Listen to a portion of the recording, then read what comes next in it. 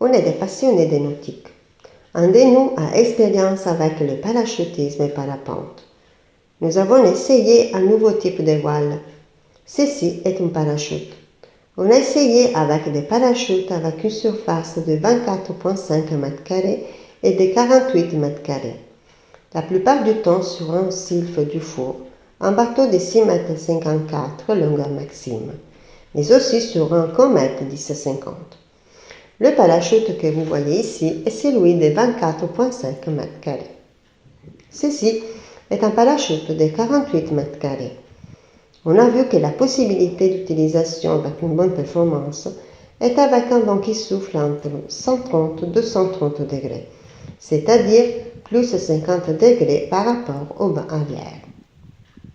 Le parachute peut gérer lui-même et ne se dégonfle pas jusqu'à quand le vent ne souffle de travers. Le rendement est assez constant. Il commence à dégrader quand le vent arrive à 45-50 degrés par rapport au vent arrière. Au vent arrière, le parachute a tendance à osciller à droite et à gauche de la proue. On pense que les mates provoquent un mouvement turbulent qui met la voile à osciller à tribord et à bâbord. La même oscillation suit la portance de la dérive. Cette rotation a été moins marquée quand on a utilisé la voile plus grande. Les voiles utilisées ont la caractéristique d'avoir un toit apical.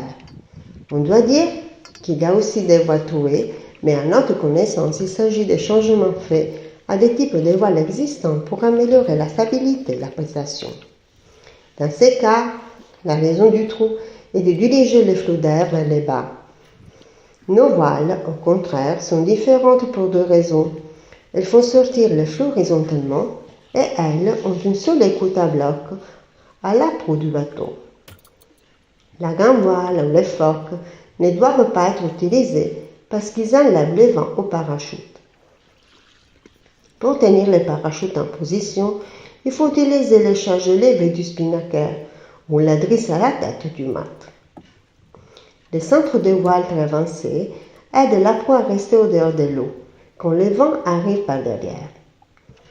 Le parachute doit être le plus possible horizontal par rapport au niveau de la mer. On peut le lever au cas où la vague soit haute. Dans ce cas-là, les prestations dégradent en façon proportionnelle au cosinus de l'angle avec le niveau de la mer.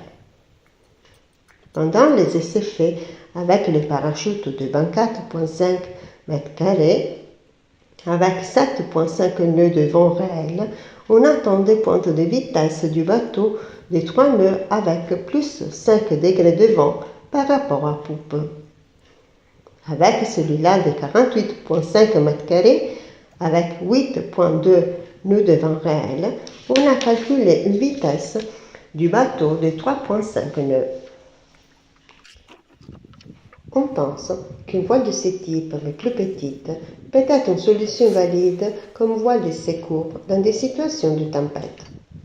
Ceux qui désirent discuter ou approfondir cette question peuvent nous contacter à cette adresse. Merci beaucoup.